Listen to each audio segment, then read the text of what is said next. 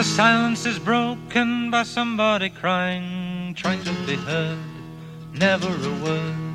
Always the attitude, sort out your own, always alone, wishing for something the world is denying. Out in the wilderness somebody's crying.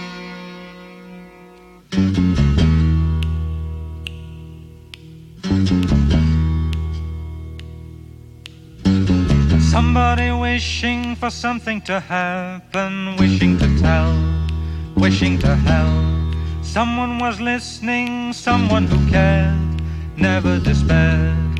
Someone to lean on and someone to trust, who needs your assistance and finds your disgust.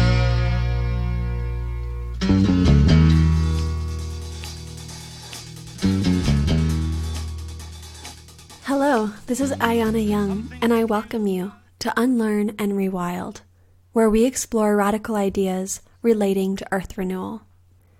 Today we're speaking with Faith GEMMILL, a Pit River Wintu and Nitsai Gwich'in Athabascan Earth Defender from Arctic Village, Alaska.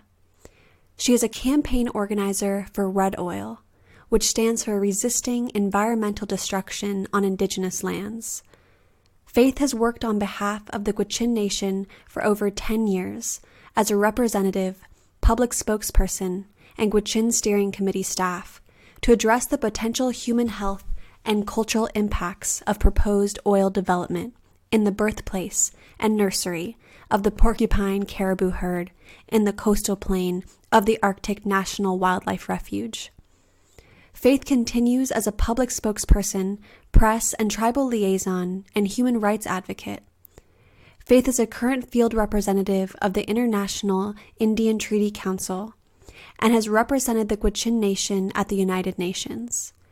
Faith also serves on the advisory board of Honor the Earth and the National Wildlife Federation. Also joining us is Princess LUCAJ.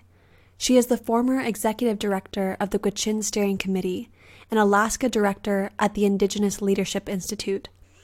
She was a production manager with Native Voices at the Autry National Center, a member of the board of Dancing with the Spirit, and she's also an actor, director, and activist. Faith, to start us off with a sense of place, I'd love if you could tell us about your ancestral Gwich'in lands and the territories of the Arctic National Wildlife Refuge. So our community, it's called Vashraik O, and it means steep bank by the creek.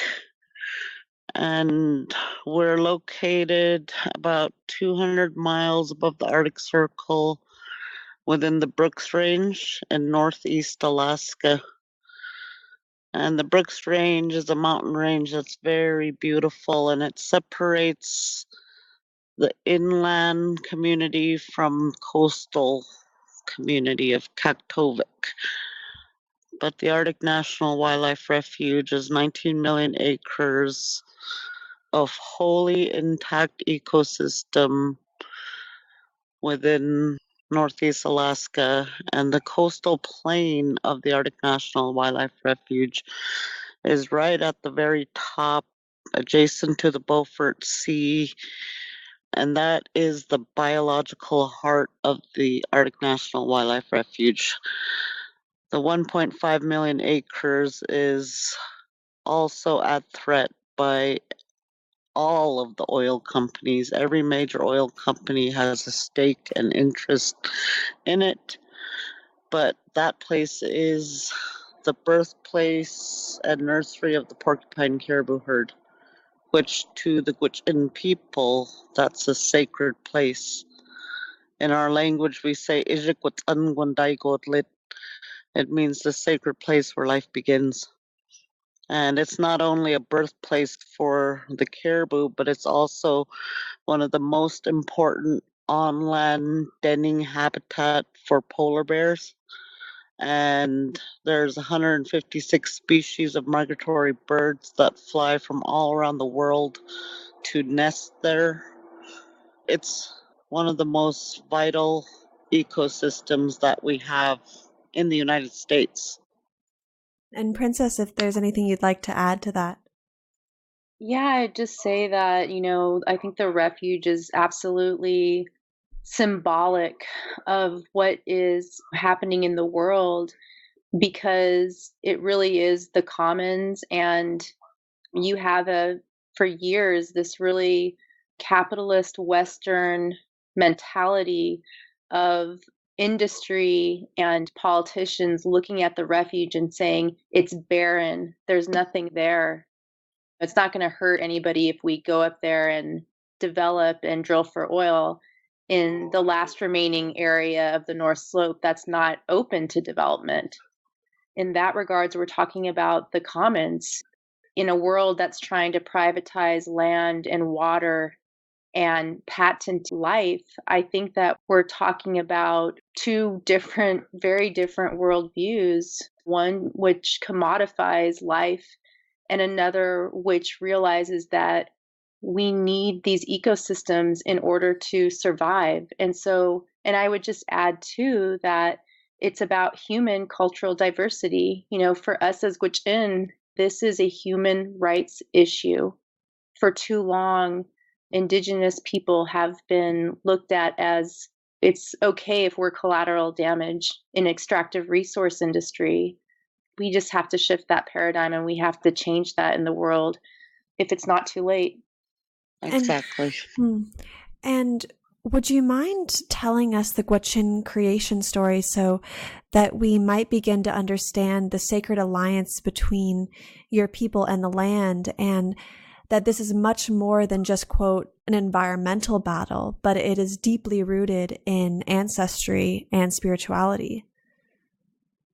Our creation story tells of a time when animals had characteristics like human beings, and there was just animals at the time of creation. The creator decided to create human beings, and at that time, our story says that when we separated from the caribou, we made an agreement. And that agreement says that the caribou would always retain a part of the Gwich'in heart, and the Gwich'in would always retain a part of the caribou heart from that time on. So, in a spiritual sense, in a cultural sense, when there's a threat to the caribou, it affects the Gwich'in. And spiritually, we're so connected to the caribou. When we talk about it, we say it's just like the relationship that the Plains tribes had with buffalo. That's the same type of relationship the Gwich'in have with the caribou. It's a very, very powerful bond. We believe if anything happens to the caribou, it happens to the Gwich'in, and vice versa. We have old songs, old dances that tell of our relationship with the caribou. We still use all the bones to create tools that we need. We still make clothing from the hides, and we still maintain that relationship that we've always had.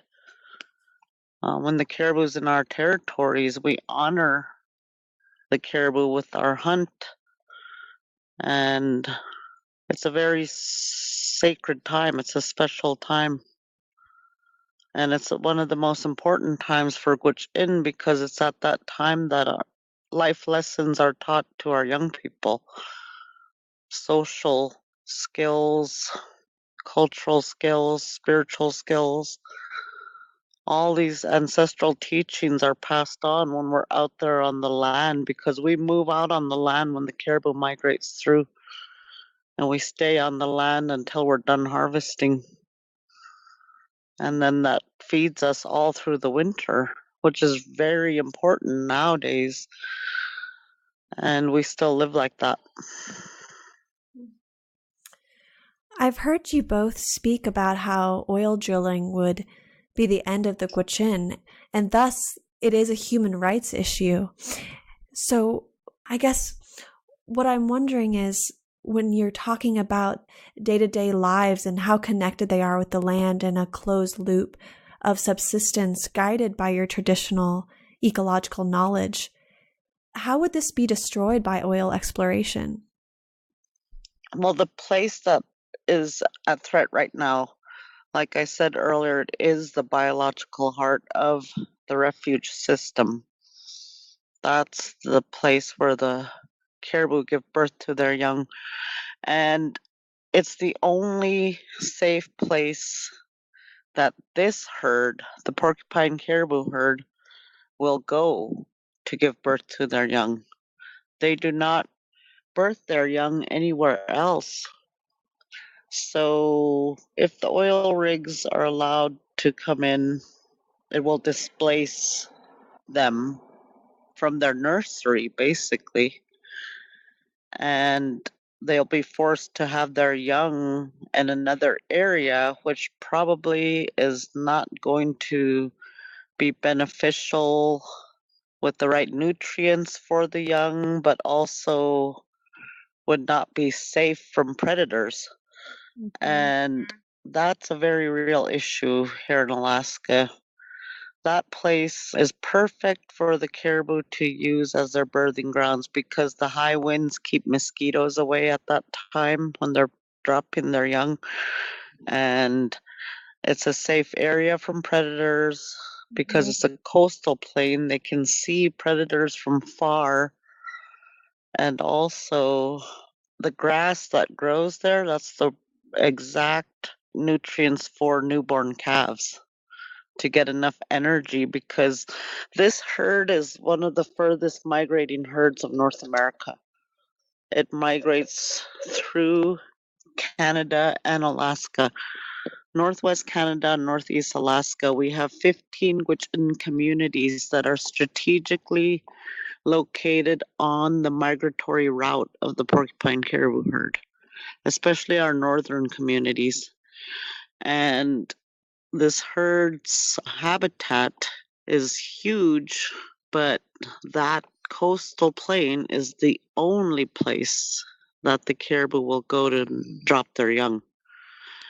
In the year 2000, when Clinton was leaving office, let me just tell a story about how, when the caribou is forced to drop their young somewhere else, what happens. So in the year 2000, we've been seeing impacts from climate change for years here in Alaska.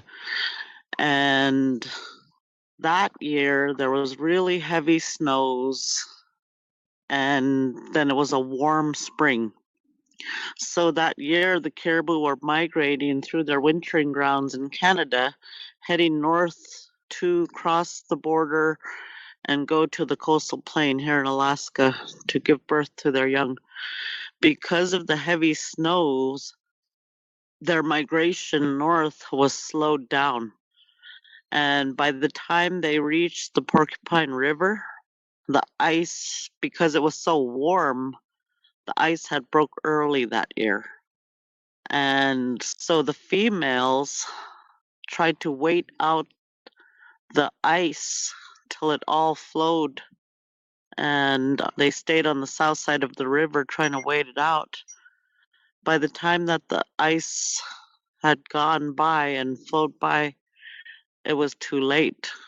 They waited too long, and they all dropped their young on the south side of the river. So even though they were forced to drop their young by natural elements, they still have this instinct to go to their calving grounds because it's a safe place for their young. So the mothers started swimming across the river and trying to get their young to swim with them.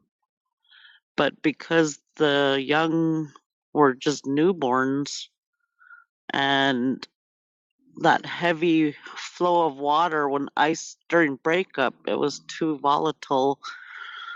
Most of the calves couldn't make the swim across the river, and most drowned. That year, we lost 15% of the herd and 43,000 calves drowned just because of natural phenomena. That's why that place is so important. So if one event like that, we could lose so much of the herd, just imagine what would happen if year after year they're being forced to drop their young somewhere else. Mhm. It would wipe out the herd. And to just tie that into in our food security, it's very, very expensive to live in our rural villages, and people are truly dependent upon the herd for their sustenance. And, whenever I go back up there, the first things people start talking about is when are the caribou coming through? And people start talking about if their neighbors have enough meat in their refrigerator.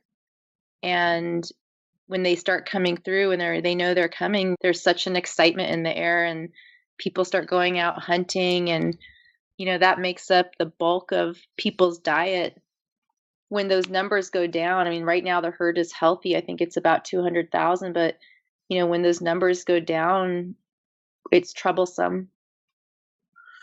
And that year when that happened, our people actually, we had to go through ceremonies because it was very, very hard. A lot of our elders over in Old Crow, Canada, where that happened, was close to their community at the time, and so they witnessed it. And it was very hard on that community. We had to mourn this loss, this great loss. We're so connected to our environment. It really impacts our people. We also have this word which actually really captures an entire concept. It's etegwinidan, and it's basically this like all-encompassing love that we have not only for each other as human beings, but it signifies that connection that we have to the land and to the animals, and it's a reciprocal respect we give to one another and all life around us. And when you're not dependent on the land and you don't know where your food comes from, it's easy to become egotistical and to fall under this illusion that we're not connected, that we're somehow separate from our environment and the land, the soil, the water. And so those people that are still really connected to the land realize that we have to honor that relationship. And Princess, I've heard you speak about the old stories of your people being able to speak the same language as animals and being connected to the land in that way. And I'm wondering, because I know both of you speak about what the children will inherit. Do you believe that this reconnection to speaking with the animals and having that deep accord will be able to be strengthened again? I guess just for me, to answer that would be to say we have to live with that reverence and honor for the animals, and they give their lives to us so that we can live. So I think on a personal note, it's definitely an extra effort. And part of that extra effort is that I don't think that we live very balanced lives. And I can just speak to my own experience, which is spending a lot of time in front of a computer screen and how different that is from the lives that, Faith and our grandparents lived, or even our parents lived in when they were growing up, or even us for that matter. Yeah, we have stories also. When I was growing up in Arctic Village, we didn't even have electricity for years. We didn't have television. So I was lucky in a way. I did get to live that life. We were always constantly on the land. Like we would go to the Chunle in the fall time. That's when the caribou migrates back from their calving grounds. And that's one of our main hunting times. And we would stay out there for like a month or longer, however long it took. And that's where a lot of the teachings are passed on to our children. That reciprocal relationship we have with everything in our natural environment, how to have proper respect and give proper respect for what you take from the environment, whether it's when you're blueberry picking or when you're taking an animal. You have to give proper thanks and respect for everything that you're taking. And we also believe that the animals give themselves to us. And so it's a very, very powerful relationship. And it's a very powerful time when you're out on the land. It's like all of your senses reawaken. You become alive again. And to me, it's one of the most, I cherish that time. And we do that when, not just with caribou, but we have hunting seasons for all the animals. So when I was young, growing up in the village, that was how we lived, primarily season to season for various game. So springtime, the ducks and geese are coming back. Everybody's hunting. Then summertime is fishing season for a lot of our communities. Fall time is moose, caribou, sheep. So that's the type of relationship we have. That's how we live up here, a subsistence way of life.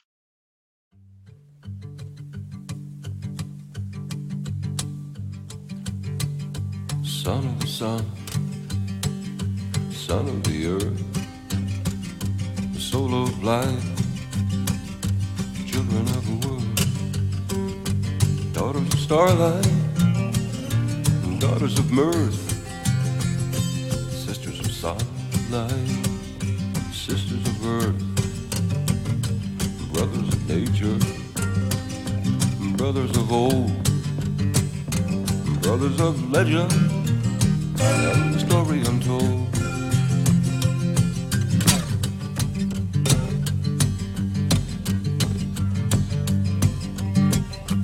I had a dream a mile ago. They laid to rest with a gun and a sword, buried the hatchet, buried the snake, vowed to each other peace to make. The earth supplies and nature feeds, but we turn and quake for artificial needs. Come down to earth and stay a while. The sun is shining, just sit there and smile.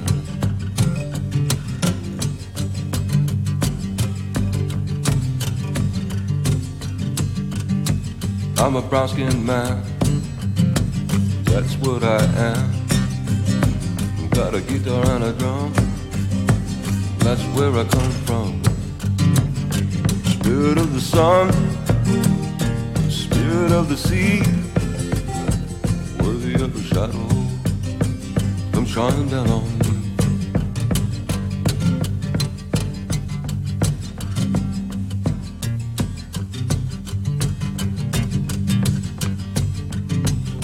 Son of the sun, son of the earth, soul of life, children of the world, brothers of nature, brothers of old, brothers of legend, and the story untold. Daughters of starlight, daughters of earth, sisters of sunlight, sisters of earth.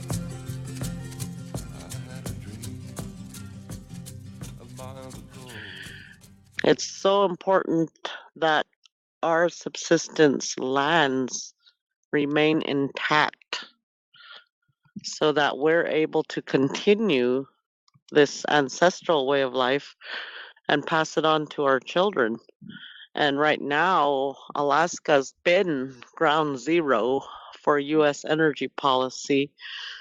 And besides just the Arctic National Wildlife Refuge, there's other indigenous territories throughout the state that are subsistence use lands that are also at threat from oil and gas, mining, coal development, etc. And what we are trying to do is raise the consciousness of the public, not only here at the local level in Alaska, but at the national level and the international level, that basically the earth cannot sustain any more exploitation. That it's time we as humanity realize we have taken too much. Our consumption is too high. There needs to be a transition to clean, sustainable energy that would uphold and promote Indigenous people's way of life and also allow for our children to continue. That's what this issue is about for us, because in 1988, when our elders and our people found out that the oil companies were trying to gain access to the Arctic Refuge, they held the Gwich'in gathering in Arctic Village, and it was the first Gwich'in gathering that was held in over 100 years. When the U.S. and Canada separated and they put that border in, they separated the Gwich'in Nation. We got separated by this invisible line. So we have half of the Gwich'in Nation in Canada and half in Alaska. And we all subsist on this one same caribou herd, which doesn't see the border. So we held the Gwich'in gathering in Arctic Village in 1988, and our elders, well, our young leaders back then, they asked the eldest Gwich'in woman, her name was Myra Kiyikovich. They went to her and they asked her long ago when there was a threat to the Gwich'in, how did we address it? And she said that they would hold a traditional gathering. And so we did that. We called the gathering in Arctic Village, and it was called Gwich'in. And that's the gathering of our people. Every one of our communities in Canada and Alaska came together, and we discussed this issue. And they did it in a very traditional way. And at the end of that meeting, it was unanimously decided that we're not going to allow the oil companies to drill in the Arctic Refuge because it was such a threat to our nation. And at that time, they created a political body to be the voice for the Gwich'in people, and that was the Gwich'in Steering Committee. And once the members of the steering committee were chosen, they were taken to the front of the people and they were given directives by the elders and by the leaders. And there was two main things that they told them. One was, go out there, tell our story, do it in a good way, and we're going to be successful. That was one part of it. But the other part of it was, when we're going out there talking about this issue and telling our story, we need to let them know that we're not trying to protect that area for ourselves. We are standing and protecting the Arctic Refuge for all humanity. And when I think about that directive, I think about global warming and this time that we're in. We see the changes so rapid. We are like in climate chaos. And the Arctic Refuge is one of the last places. It is the actual last piece of land of Alaska's North Slope that's still protected. Everything else, 95% of Alaska's North Slope is already open to oil and gas development. And so standing for that area, and when our people say we're doing it for all humanity, they were talking about and prophesying global warming, but also they were talking about this time of transition, because we have a story and a prophecy about this time. And in our prophecy, it says that we have to protect that area. And if that area is ever open to development, it's the beginning of the end. And so that's why we stand up for that area. And that's why this issue is so critical to the Gwich'in people, but to humanity itself. You know, what does it say to our future generations if we allow the last 5% of the North Slope of Alaska to be developed? So this issue is very, very, very critical. Everyone has a say what happens to it, not just the Gwich'in. It's one of the most controversial issues in Congress. They've been debating it for the past 30 years. And it will take an act of Congress to open it to development or to protect it permanently. And so that's why we organized ourselves to try to educate as much Americans as possible, because every American has a say what happens. Well, I can't thank you enough for organizing and fighting for this and protecting for all of us in the United States and beyond on a global level for climate change, for the biodiversity. And I'm wondering, when you were talking about this act of Congress, I know that back in January 2015, I believe, Obama recommended protection for over 12 million acres, including the coastal plain.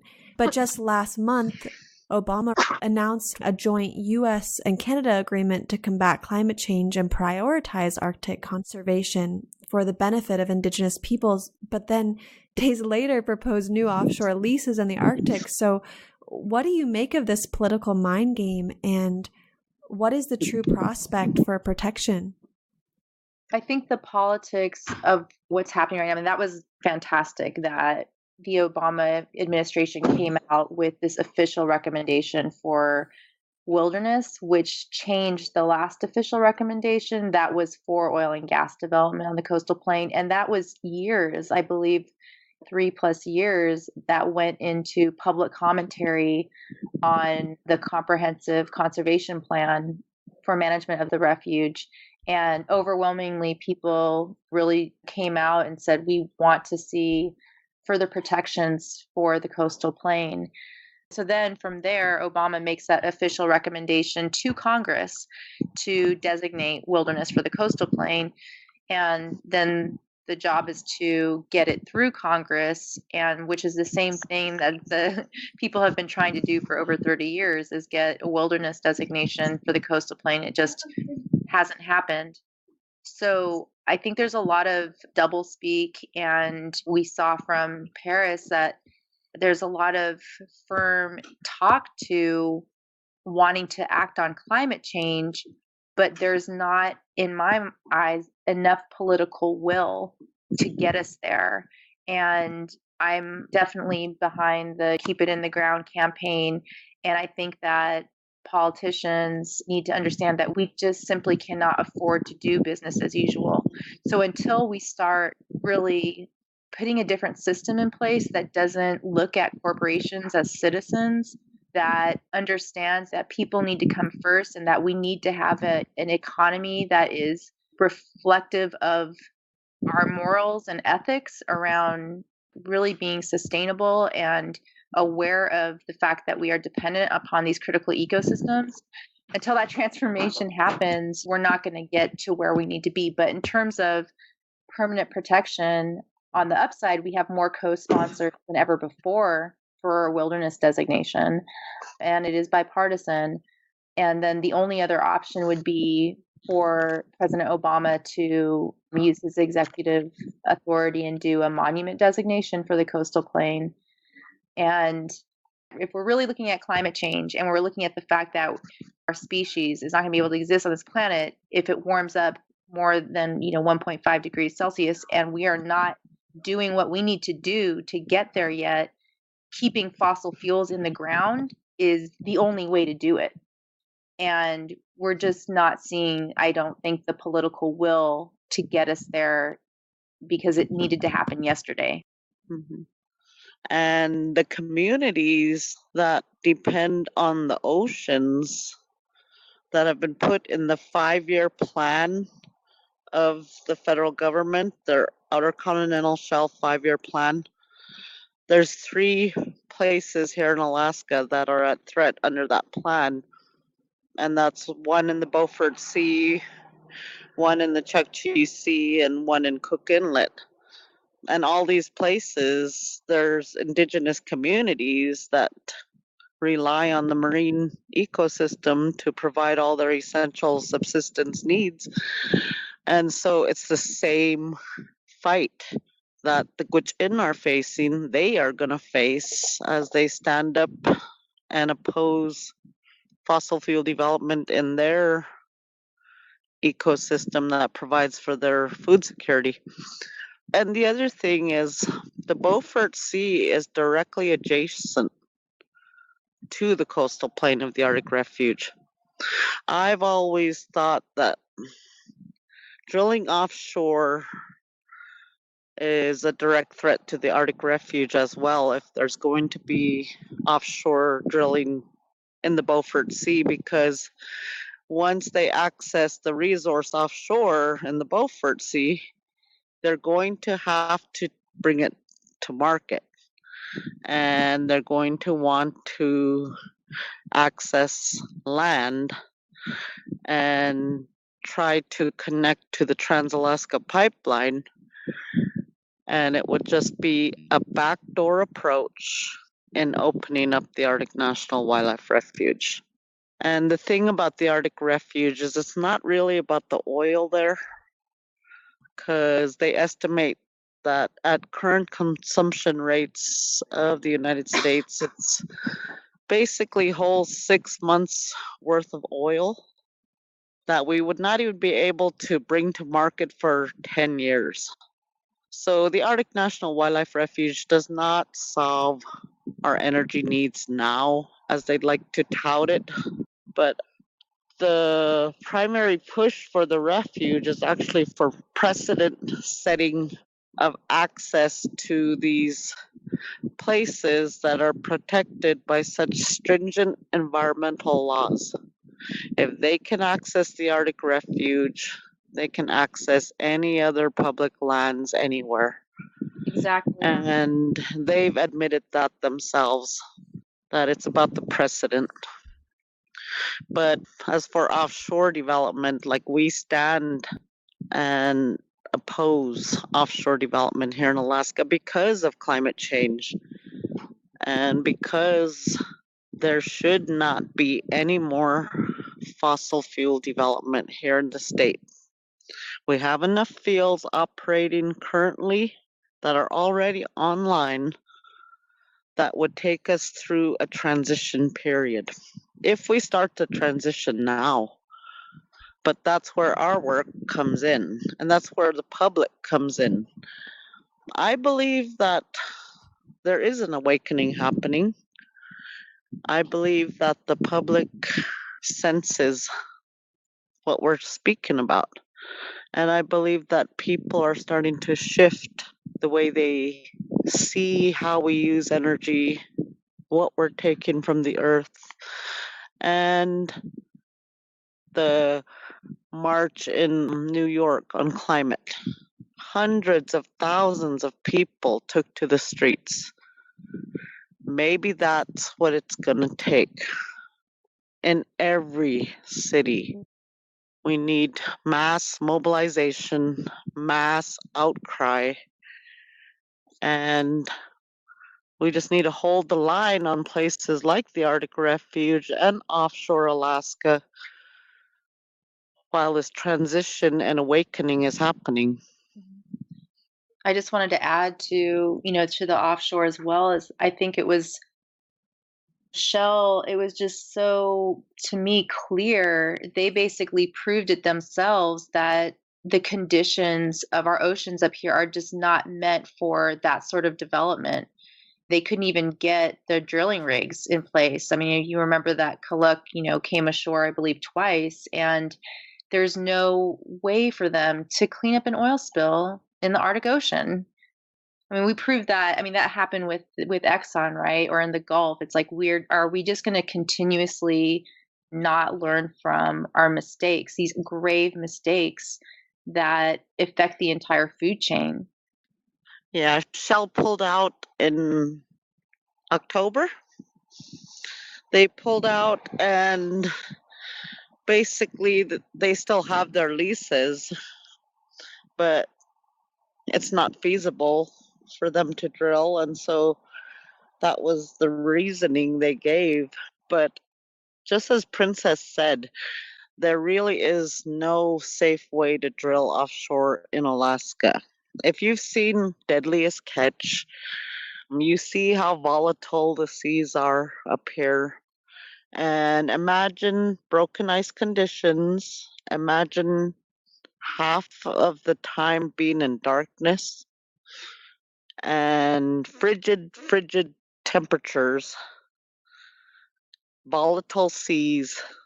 There's just no way to do any offshore drilling in Alaska on the North Slope safely in the Arctic Ocean. It just cannot be done. And I think that company met their match. They just could not do it. And the Inupiat people have been saying this. Here's to the crazy ones, the misfits, the rebels, the troublemakers, the round pegs in the square holes, the ones who see things differently. They're not fond of rules. They have no respect for the status quo. You can quote them, disagree with them, disbelieve them, glorify or verify them. But the only thing you can't do is ignore them. Because they change things. They invent. They imagine. They heal. They explore. They create. They inspire. They push the human race forward. Maybe they have to be crazy. Because the ones who are crazy enough to think that they can change the world are the ones who do.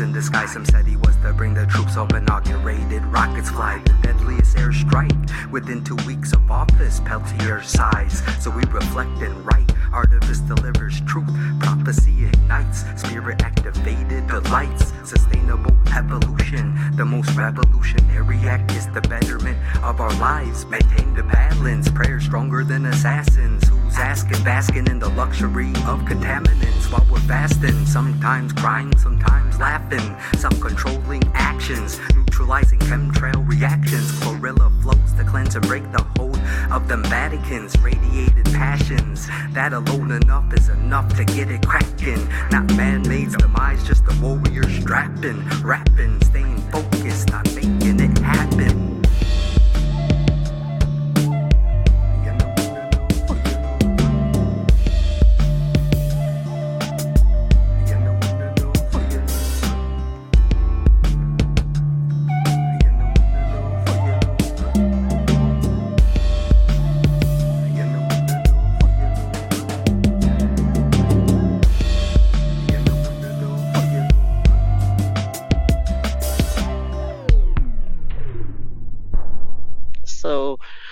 I was down in Louisiana when the Deepwater Horizon spill, right after it happened. I met with indigenous communities there.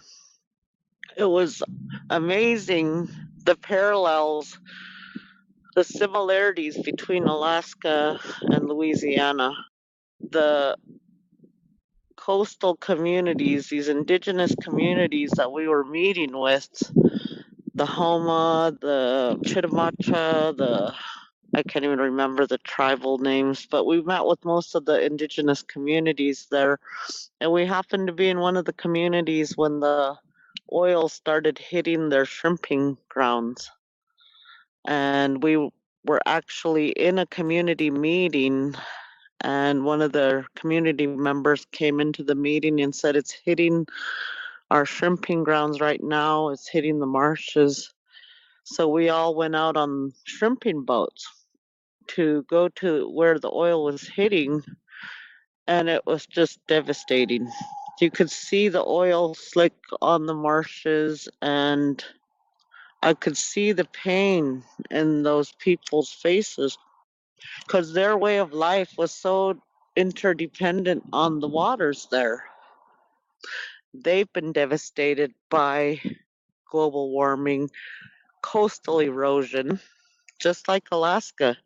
We have communities that are literally caving off into the ocean, and 3 of them need to be relocated immediately. No one wants to pay. The oil companies should be responsible and held accountable, but they're not. And so these communities are facing forced relocation because of global warming. Just like that community, I was actually in Ile de Jean Charles when they were talking about relocation, and now they have been relocated this year. Both states are oil producing states where we're the energy sacrifice zones of the United States. And the rights of the people in both states are basically ignored so that these large multinational companies can come in and exploit the resources for America's energy consumption needs. And then both states have been devastated by the largest offshore oil spills in history. And at that time, I remember thinking, okay, this is a wake-up call. America's going to wake up. They're going to have to wake up because this ecosystem is basically dying. And it's the food basket of America. So when there was a moratorium put on offshore development right immediately following that up here in Alaska, that moratorium was lifted 6 months later, and it was back to business as usual. And I was just shocked. I almost lost hope, but my hope has been restored since then. And I believe that if we work hard, doing what we're doing, holding the line with these last places, raising consciousness, we're going to wake people up. We actually don't have a choice. When we were all together in Paris for COP21, a big theme being voiced by Indigenous activists was CO2 colonialism.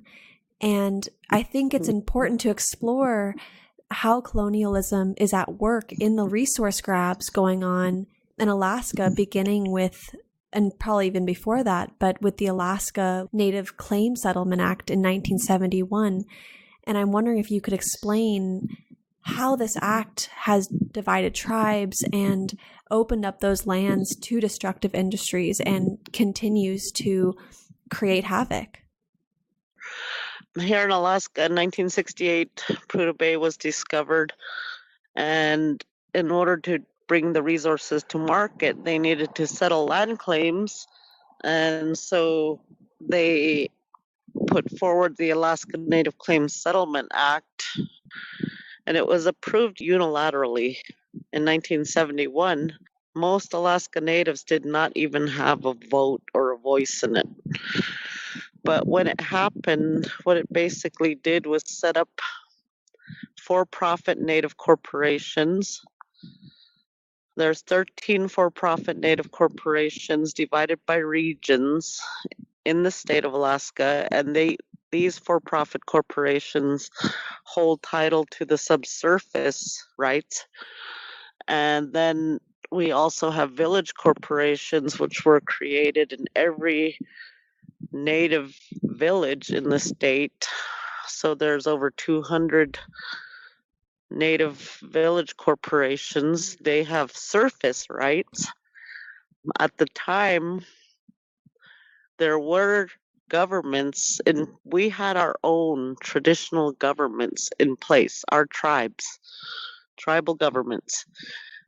The tribal governments were ignored, basically, and the land transferred to these new entities that were created under the act because they wanted to do something different here in Alaska than the lower 48.